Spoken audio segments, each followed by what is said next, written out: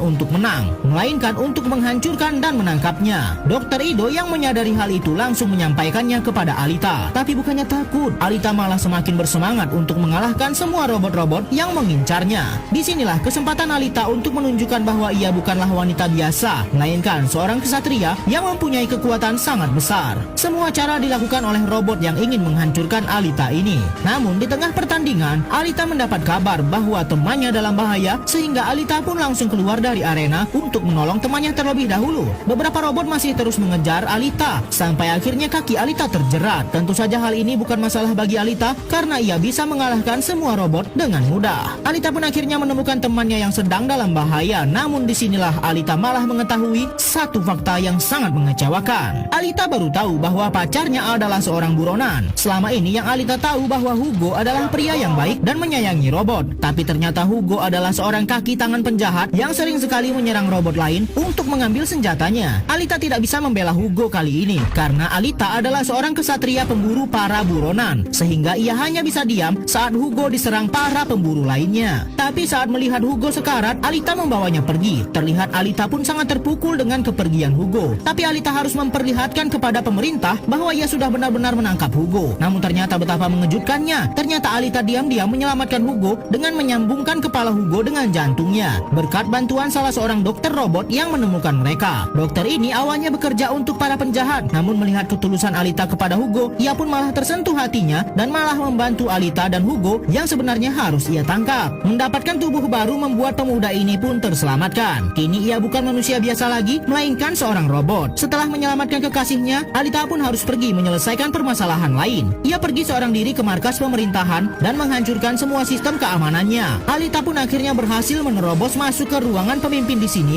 yang merupakan penjahat utama dalam musnahnya robot-robot. Alita pun juga bertemu kembali dengan Grewiska, robot besar yang pernah menghancurkan tubuhnya. Namun kali ini Alita sudah mempunyai kekuatan yang lebih besar sehingga dengan mudah saja ia menghancurkan Grewiska. Target berikutnya adalah Vector, dalang dari semua kejahatan terhadap robot di kota ini. Namun Alita mendapat kabar dari Dr. Ido bahwa Hugo yang baru saja pulih malah ingin naik ke kota di atas langit. Alita langsung menyusul Hugo dan mengatakan bahwa di atas sana bukanlah tempat mereka. Namun Alita terlambat. Sistem keamanan kota di atas langit menghancurkan kembali tubuh Hugo kekasihnya, dan Alita pun harus merelakan Hugo untuk kali ini. Kini Alita pun masih menyimpan dendam yang besar kepada pemimpin Zalem, kota di atas langit yang sudah memusnahkan kekasihnya.